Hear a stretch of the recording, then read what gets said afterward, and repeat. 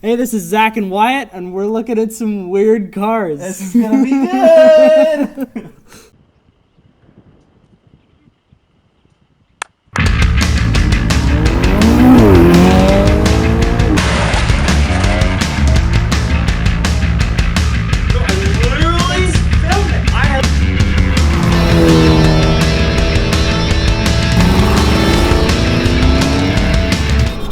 So this is Zach and Wyatt, and we're a little confused right now. Yes. There's Sensory overload, definitely. I don't know what is going on. There's so many cars here that I mean, there's a couple I know, and there's a million that I don't know. Yeah, not really a million, but no one's ever seen these cars. These, I don't understand how they're here, and I don't know. I'm lost. This is amazing. So the cars people would know are definitely going to be the AZ1. Yep. The 911, whatever, 964 thing. The Lotus Europa. Yep. Some people know about that. Some people don't. It's surprising. And then the Bentley, and then the Lamborghini Urraco. Yep. Yeah. I think Urraco. And those are going to be the only cars that most people know in this place. Oh, also and there's a BMW Isetta. Yeah. There's the one micro car that most people know about, the BMW Isetta. Yeah. But everything else in here is a total oddity. Handmade. Old. There's just really everything in here. Yeah. It's kind of insane. My favorite one is the one right behind us. Yeah. And that thing is just beautiful. It's got one wheel in the back. I'm going to have to talk to him about it. We're definitely going to interview Steve, our friend that owns this awesome barn. Yeah. But yeah, we are definitely on full-on sensory overload. So this is Steve, the crazy guy with all of the amazing cars. And this is his barn. It's Love my barn. So what's the story with the barn? Oh, the barn was built around 1935. It's a citrus barn, or at least this portion of it is. When you get past wherever the Sans Permis cars are, that was a separate section that was a goat barn, and that was because they were smarter than we are now. They had goats there, so they keep down the weeds, and that would mean I wouldn't have to spend a couple weeks a year cutting the weeds down. They just let the goats roam around. But I decided the city probably going to be trouble with the goats, and I need the room for the cars, so I put the Sans Permis cars in there instead of goats. What are the Sans? Those are the plastic ones, right? Almost all of them are plastic. Okay. Actually, there is one there that is not plastic. Do you want to see it? Yeah, let's go check them out. Okay.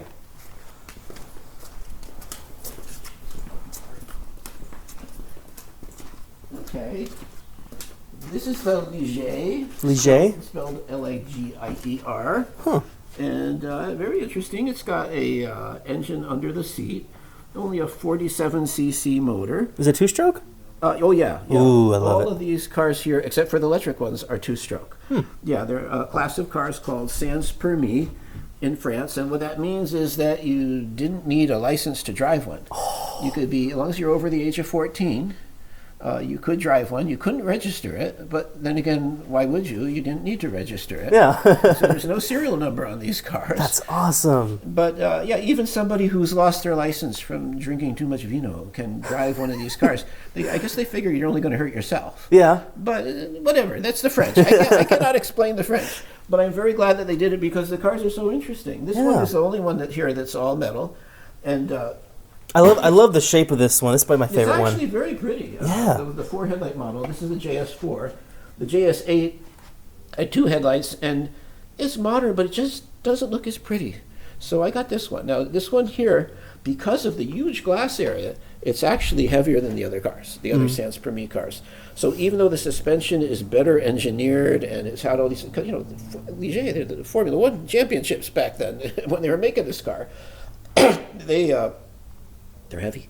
So this one only goes about 19. 19 miles an hour? Yeah, the other ones are allowed to go 27. But that's not necessarily what I'm going to keep it in there, because there is a series of cars that Ligier and a company named Microcar made after this. And they had engines about 505 cc's in both diesel and gas form. And the gas forms put out 21 horsepower, which would make this thing scoot quite well. Yeah. Yeah, so if I got one of those, and they use CVT transmissions with a belt drive. So it would be a pretty easy engine swap. What are these ones? Let's start with this one. Okay, well, these are both Acoma Comtesses. This is a Comtesse Super, which is a very strange car for several reasons. Number one, they made another Comtesse Super. This one's, I got it missing the hood, which is a bulbous, enormous, ugly thing. Can't say it looks worse than it does now. I'm going to make a custom hood. Yeah. But I got it so reasonably, I couldn't say no to it. And it does run. Nice. But the other Comtesse Supers, they actually came out later with a version with the same nose out that comes out here, but the engine's under the seat. So it's like, why does the body look the same? The engine, instead of turning with the front wheel, is under the seat, and you can get those as a 3-wheeled or a 4-wheeled version too, just to make it totally confusing. I love it's front-wheel drive, chain drive, 2-stroke, and then the one behind it. It's like half the size. Yeah, it's one of the smallest cars in the world. And this is a mini Comtesse. Now the peel's smaller than this.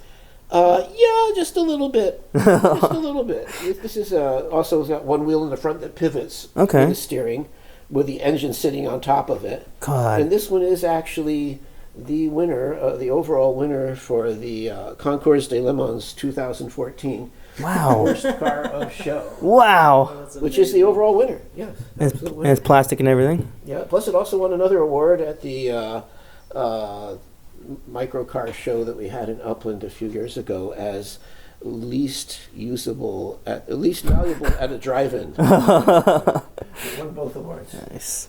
And this one looks like Italian, right? No, this one's German. This is a Go-Go Mobile. Ooh. TS 400 sunroof. The sunroof is actually very rare with the Go-Go Mobiles.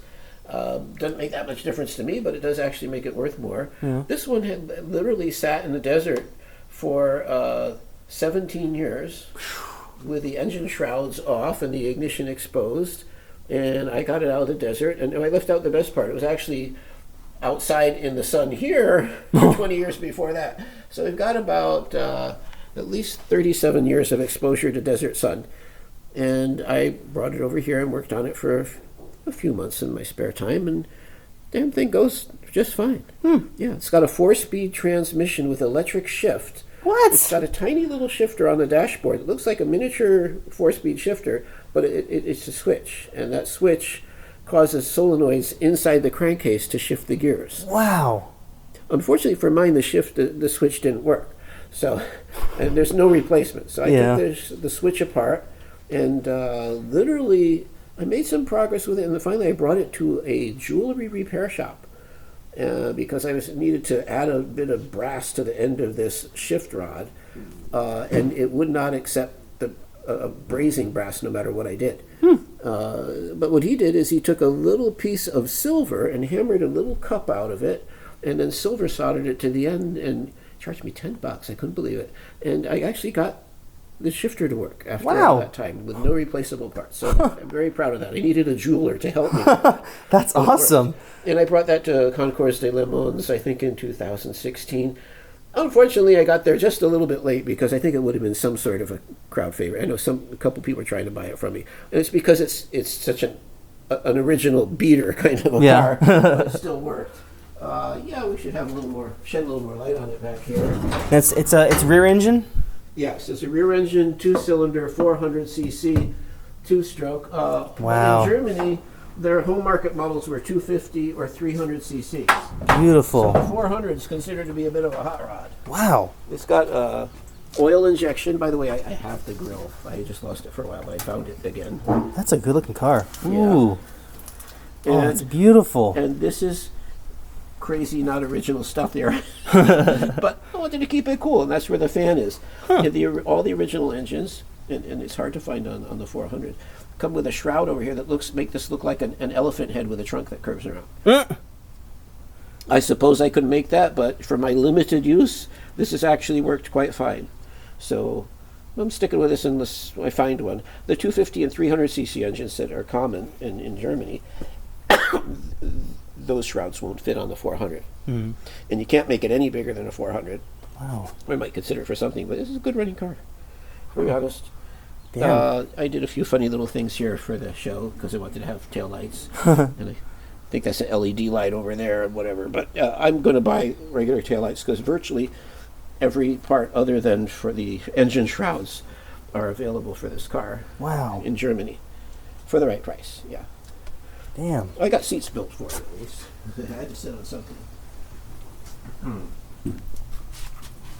Haven't quite gotten around to making a sunroof for it. Who knows? California, maybe I'll just leave it that way. But yeah. The seats I got done, and they came out nice.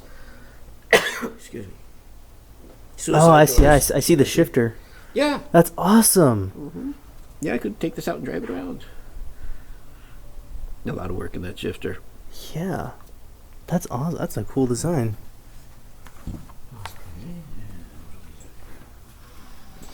This is a Seab flipper.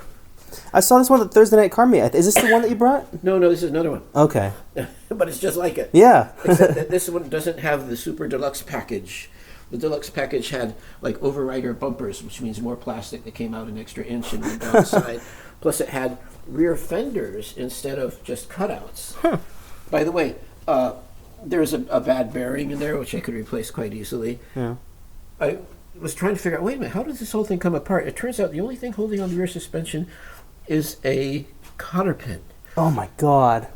So that's scary. It came out really easily when I figured that out. I just bend the cotter pin, pull it out, and then whoop, the whole thing drops out. Wow. So that's actually an advantage because it's easy to fix. Yeah.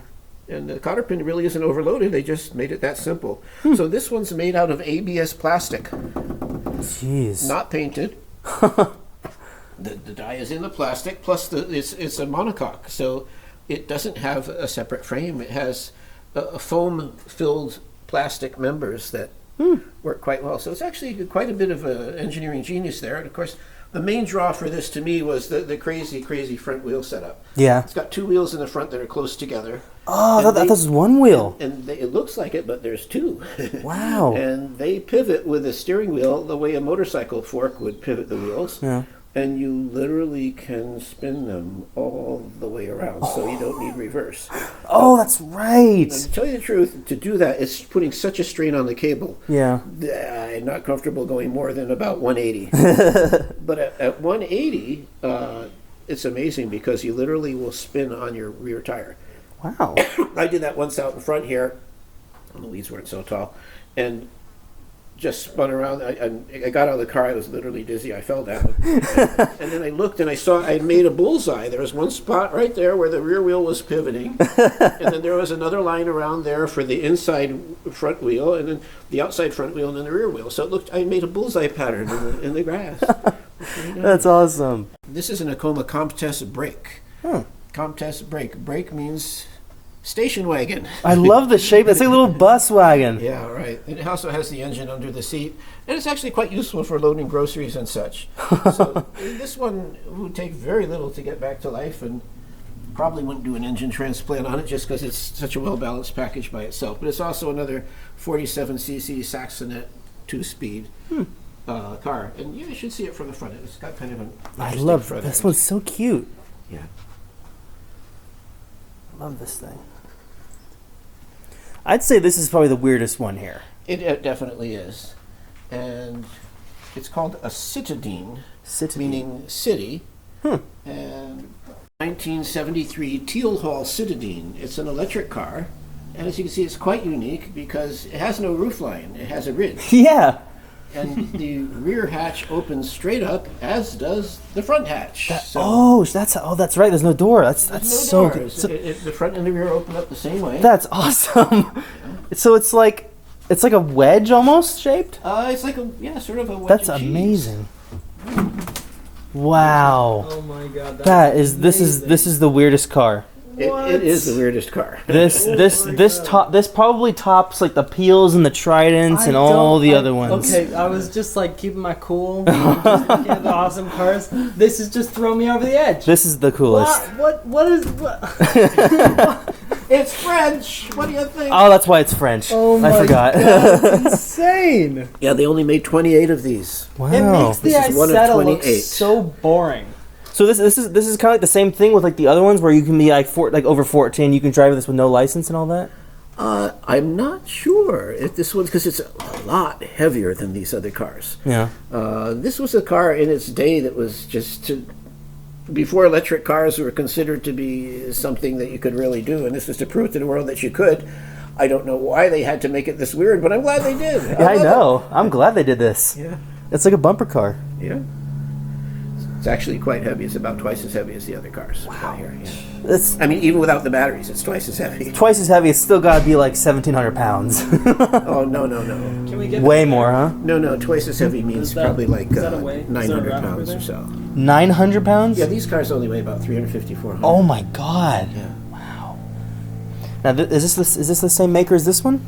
No, this one is an all cars Charlie or Snuggie. And, yes, I have the doors inside, and I have another one at my house that's been fully done. I brought it to Concours Italiano back about 6-7 years ago. Wow. And this one's an automatic, and it has a different engine. It's more centrally located than the one I've got, which has a 49cc Moto Morini engine. But it's very interesting, and it's actually got some capable performance. It's one wheel in the front. Oh, cool. And it's got a shifter on my other one where it's a 4-speed, which is nice. All the other ones are, driven by automatic clutches and belts. This one, the shifter has the clutch, like the clutch handle on a motorcycle, built onto the shifter rod. Wow. And you squeeze the clutch while you shift sequentially. That's a good and let it idea. go. So it takes a little while to get the hang of that, but it works. And it's also got a very weird thing. It's got another pedal on the floor that goes off on a diagonal, and that's for pedaling the car. What? Is an insane requirement they had up until 1978 for these cars, because they evolved from pedal cars after World War II. They started putting engines in them, and then finally around 1978 they realized that to require that the occupant be able to self-propel the car was an unreasonable thing, and they stopped requiring it, and they took the pedal things off. But the truth is, if you pushed really, really hard with one leg sideways, you could get it to move a few inches. Wow. It wasn't a reasonable thing at all. Maybe like a little bit of a speed boost if you're trying to get up a good hill. To tell you the truth, on the Mini Comtesse, it has helped me because the wheels are so small, and where a driveway meets the road, there's that little divot. Mm-hmm. Right. Well, if the rear wheel gets stuck in there, and the automatic clutch, you give it gas, it never quite gets enough speed, you could get stuck there. So I literally have, in that situation, pushed the pedal while giving it gas, and oops, we jump out. Wow.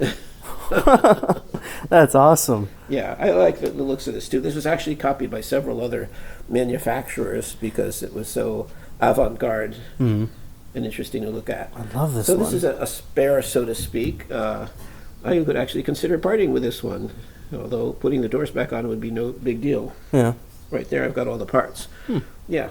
In fact, I got it so that I could justify the cost of all the other cars, and I could sell a couple. That's why I have 2 of these and also 2 of the Seab flippers. That's this one? No, the Seab flipper is the ABS bodied one that we went over. Oh, okay. Wheel spin 360. Oh, okay. Yeah. This is a 1958 electric shopper. It looks something like a 59 T-Bird that's been squashed. I can see that. Yeah. So it has a lot of style for just such a plebeian vehicle. That's bizarre. I didn't even see that. Yeah. And I thought I would dress it up a little bit. Haven't quite gotten around to mounting this, but since it's electric, this actually comes from a Ford truck. But wow. a little piece of wood and put that on there. I think that'll look nice. Yeah, I like that. Yeah. It's got the electric bolt on it in the gear. Whatever. We have something interesting for the back of the center section from the horn of a 1950 Oldsmobile, which has the world in a little elliptical plexiglass enclosure. And that would go back here. I haven't put that on yet. But yeah, it goes along with the other styling scheme. But you see, it's got the fins from the era. Yeah, I love that. Yeah, they're very, like I say, very low speed vehicles. Anything over 15 miles an hour feels too fast. And they actually use an engine for to lower and raise the landing gear of a B-51 bomber. Is the electric motor for this. Ooh, wow. So that's got to have some serious torque. Yeah, torque. It's got torque. Don't want to go too fast in it though, because it does a lot of that. Yeah. Okay, this one everybody knows. Oh, I love the Isetta. Everybody says this is the Urraco car. The Urraco car. The truth is, this is the Urraco car. I actually bought this from the studio that rented it out for the show. Yes. They had more than one Urraco car. Okay. Wow. This is one of the actual Urraco cars. So there you go, the Urraco car right here. Jesus. I'm going to take a guess. This one here is a Cushman? You would be guessing not inconsistent with its appearance. Okay. But actually, this is... I gotta look to check. Oh, goodness. Electro King. Gosh, Oh, okay. my memory's fading. It's been too long since I worked on it. And for some reason, this Electro King just has one big battery in the back, which I'm thinking, boy, I can't have a tremendous range with that. But the person who sold it to me told me he could drive around all day on that one battery. Ooh. So I'm actually very happy about that because I don't like having to replace 6 of those Trojan batteries and then you don't drive it for a year and then you're stuck. Jeez. So with this one, cool. One battery, going to drive it not that far, and it goes all day anyway. Huge. Yeah. So that's what we got here. Don't get me wrong, I love microcars. Yeah. But look at that. Oh, yeah, the Lamborghini Urraco? Yes. Is it? Okay. Yeah. Lamborghini Urraco. This is a 1975 Lamborghini Urraco P3000. It was made in December of 75, so around here you'd just call it a 76, but in Europe they go by the date of manufacture. And despite its accretion of dust and a little bit of dirt here, it actually polishes up nice. I've had it since 1983 when I went to Belgium to buy it. Wow. And this is the special one because all the ones that came here had a 2.5 liter single overhead cam V8, which was very nice until they tried to smog it, and then it kind of strangled it. It never worked. Yeah. The ones they have here, if you take off the smog, they run okay. With the smog, they don't. This one here is 3 liters instead of 2.5 liters, 4 overhead cams, and never had the smog gear, and now finally is legal in this state because Finally. well, actually, it's been legal since when 73 to 75 cars became legal. Oh, okay. Yeah, so I just need to put it back on the road. But yeah, it's a low mileage car. It's all leather interior. It's got the mouse fur. It's been never been exposed to sun, and it's a fast car. I don't see any reason they won't. Wow. You see, Zach, that's a proper 4-spoke wheel. Oh, it smells good in there, too. Yeah, it's the leather. Thank goodness I've never exposed it to the sun. Yeah. It's got the original Italian That I could smell it from back here. That smells amazing. The interior is just, oh my god. Yeah, it's. It's so beautiful. That steering wheel with the bull in the middle. And That's a proper 4-spoke, not the stuff you're looking at with your Corvette. The Italian cars make you sit up straight with your arms extended. And the rear seat is a very beautifully done seat, but you can't have legs if you sit in it. I don't know why they bother. This is actually good placement for heel toe. Oh, stop. No, it is. Is it? It is nice. Well, the Italians, that's how they drove their cars. Oh my god. This is amazing. I love the louvers and The everything. steering wheel is just like from a different planet. I couldn't imagine driving this. It's so weird. Yeah, I drove this on my graduation day from chiropractic college back in 1984. I drove it to the Queen Mary, and I was so happy to be done with 4 years of study, hell, and having no life. I actually peeled out in front of the Queen Mary about 100 feet and just floored it the whole way. Oh my lord. Yeah, This it is a looks car. pretty British, doesn't it? Well, you got the Lotus keychain. No. Oh yeah. Yeah, funny for the Lamborghini. I'm using a Lotus keychain. Hmm. Oh, that's the trunk. Okay. It's got some practicality. That's pretty That's more practical than my Corvette. That's all I gotta say. Oh my god! Wow. A little bit of Pantera in the back. This is insane. Oh, there it is. Oh, ho, ho. Wow. Oh, I love it so much. Yeah. That's a little back window. That's awesome. See that proper ignition, not like the OptiSpark. You know what, Wyatt? I'm fine with it. Oh, I know why I stopped driving this. It developed a fuel leak in one of the gas lines. Lamborghinis are very known to do that. And it was, it was a metallized gas line. Yeah. With the woven fabric metal. So I okay, I'm just going to stop that. So I kind of want to talk about my favorite car in this entire place. Okay. Is that The you've been Badsy telling Bullet. me about this car since I was a kid, Okay. and I've always just loved it so much. It's so beautiful. Okay. It's amazing. This is like prime 80s. Yeah, exactly. Okay, let's not focus on this part because the guy who broke my tractor did that too. I can fix it, but I literally walked around the property 5 times before I could even come back and punch him in the face. Yeah. Yeah, It's just so amazing. This is a hard to say the exact year because this is a car that was developed in the early 80s. It's a Badsy Bullet. It's so cool. It was probably fully developed around 81 or so. It is the 1984 Popular Mechanics cover car, and the title of that issue is Three-Wheelers That Do Over 150. And this did go at Indianapolis. I have a big picture of it. At 157 miles an hour. That is to mention insane. It has a Suzuki GS 1100 motor in it, and it's a very non-compromising arrangement, which actually means the thing handles very well. It also has lever shocks in it. Is there any way we could open it? Maybe I don't know. I don't want to like open which. That's the engine cover right there. Oh, that's separate. It's not. That's it. It doesn't really. I mean, it comes off with 4 pins because I've modified it for that. It used to be bolted in, and I actually shrank it down by about 3/4 of an inch. Wow. How can you shrink the car? You can shrink the kids, but how do you shrink the car? That was a toughie. See, the problem was I'm a perfectionist, and I didn't like the fact this one's not latched down or it looked better, but that the door is stuck out about 1/2 an inch on each side. And the only way to get by that was to make this hood smaller. So I took the hood off and I adapted a Sears workbench, which has a thing you can crank to compress things. I made it so it would fit something this big. And I just cranked it up and cranked it up until it felt like if you cranked it anymore, it was going to be very bad.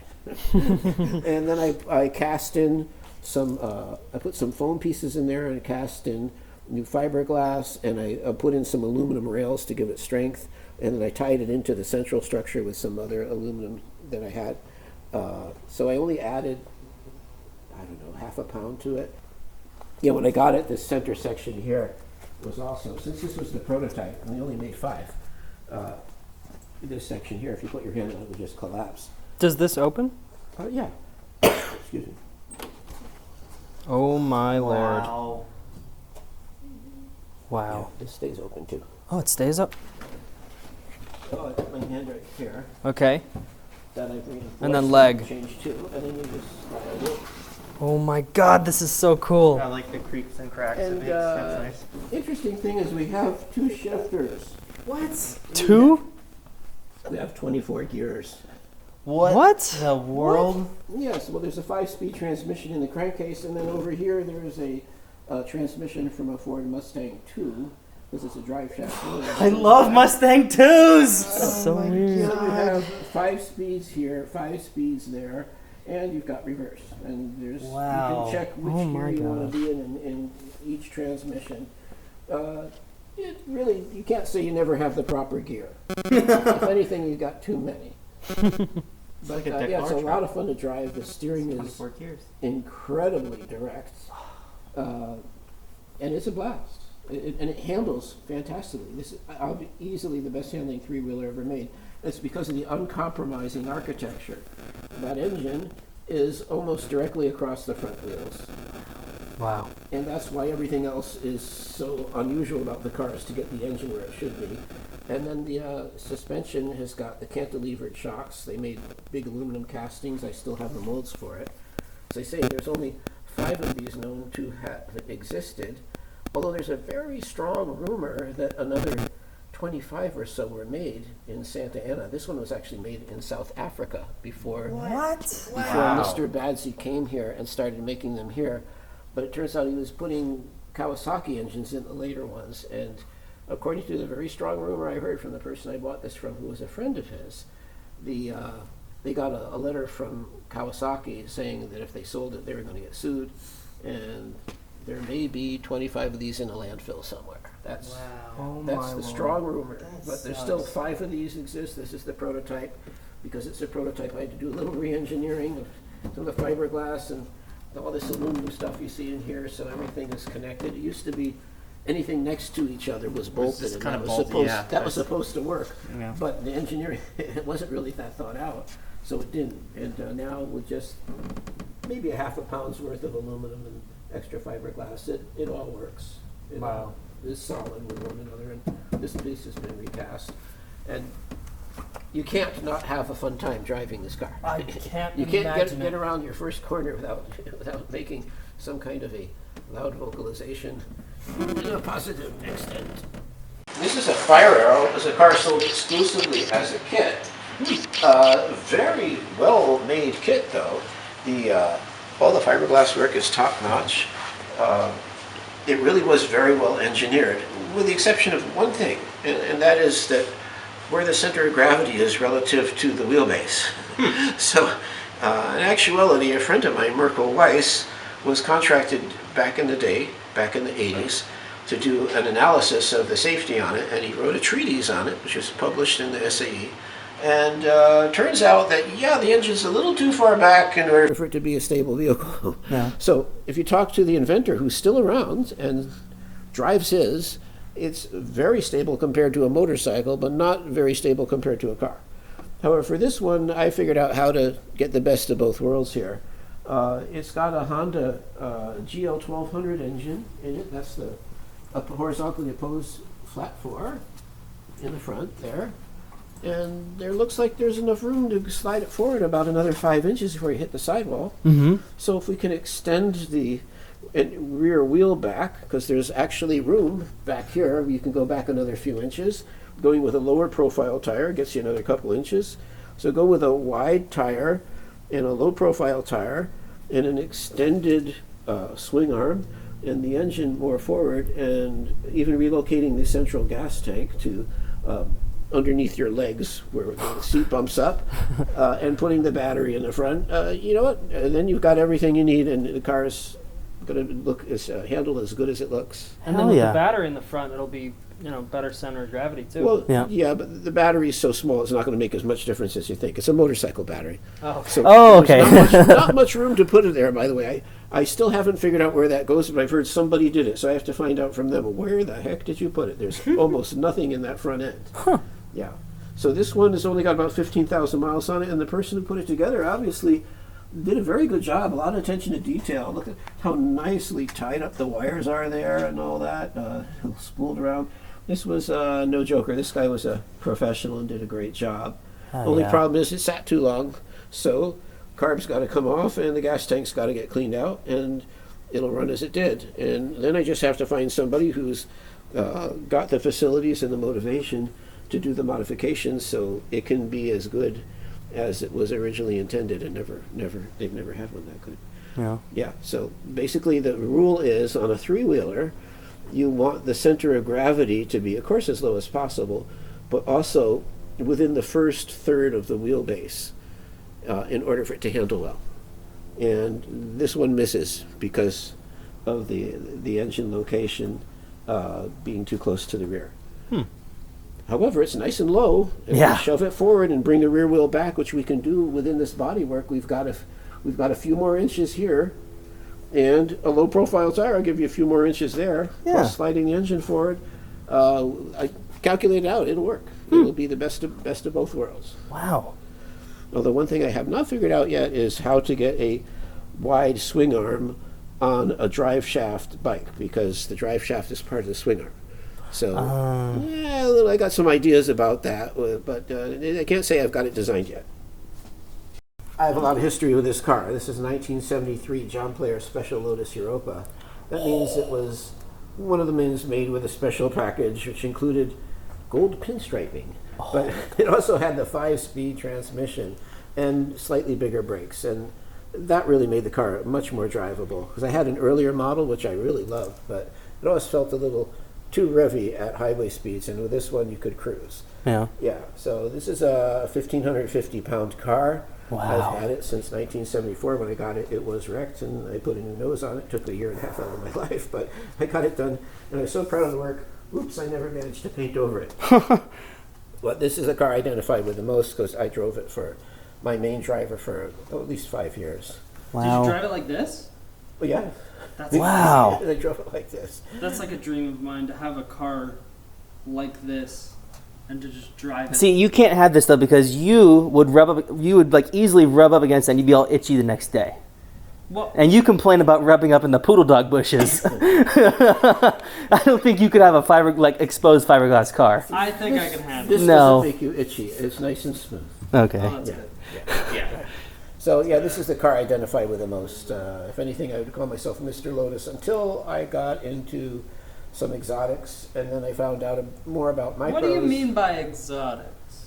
Well, I mean, Like the Lamborghini or like the micro cars. one? well, We could say the AZ1's kind of exotic. That's very it exotic. is, but if you go through the progression of my life cycle and how I went from one thing to another, I started out with Lotus. I was Mr. Lotus Europa. That's who I was. And then, a Ferrari Dino came my way back around 1992 when the market had first crashed. And although I felt hardly worthy of it, sure, why not? They're such gorgeous cars, and those engines make such beautiful noises. They do. are a pleasure. I think for some reason they sound better than V12 sometimes, but they do. And after that, well, actually, no, the Lamborghini came first, the Urraco, but I already told that story. Mm-hmm. And then about 1997, I got a certain Lamborghini, which is hidden. That's for Keep later. it a secret for now. Yeah. Yes, and this car you might not guess, but it's a 1974 chassis with, yes, a 1992 body on it. And there's no fiberglass, it's all original German steel. It's got the Speedwell wheels and the lowering and the short shifter and a 3.2 liter 1989 motor, so it goes like stink. It goes very, very nice, and the suspension works great. I couldn't believe how totally flat it quarters, and it's a very subtle kind of speed because, as I say, with this car, I thought I'd be just taking off normally, and then after a few seconds, I look in my rearview mirror and wonder why everybody was way back there at the stoplight. But that's what this car does. And That's it does it awesome. well. That is a Nobel 200, Nobel and 200. I have 2.5 of those. Is it Noble, or is it like a Nobel. supercar company, or is it? No, Okay. no, Nobel. Nobel. Yeah, not Noble. Yeah, and it's got this a Sachs 192cc motor. It's this Messerschmitt motor, is what it is. Oh, It's a cool. transmission, and it's not as light as a Messerschmitt. It's fiberglass because Messerschmitts are really teeny. Mm. But I just love the car because to me it looks, I don't know, from the back here and the side looks sort of like maybe a mini Japanese submarine or something. I was going to say, or like a Jetsons car. Oh yeah, and then from It the looks amphibious. You're right. It looks like it could go in water. and from the front it looks like some seal pup that they beat to death once a year. But it's just such a cute little car. I love Yeah. it. It's a lot of fun. I love the little springs in the front. The little cute little springs it's got. Nobel 200. Yeah. This one's cute. Oh yeah. Yeah, I've actually driven this one around a bit and brought it to a couple of shows. I do. I identify with its looks. It's just adorable. Adorable and spacey. I like it. Hey, so this is Zach and Wyatt, and I hope you enjoyed the whole barn experience. It was there's some stuff in there that you just kind of go nuts over, and you just don't ever see that stuff, and it was just absolutely amazing. It's been more than 24 hours now. I've been editing the video and watching it over and over again, and it's not real. It's not, yeah. We need to really put energy into this because this is just not something that ever happens. Yeah.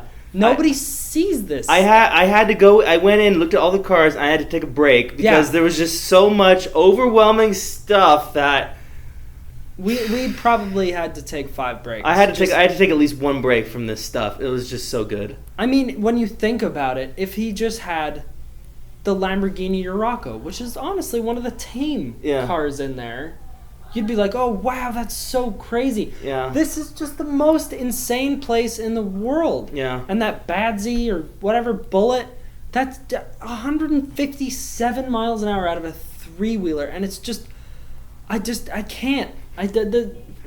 This is the place that would make Jay Leno jealous that he doesn't have any of these. He probably has like 1 or 2 of these things. Yeah. I'm sure he has a Urraco and a Lotus Europa, but everything else he doesn't have it. No, it's just so bizarre. Hopefully you enjoyed the barn, and thanks for watching.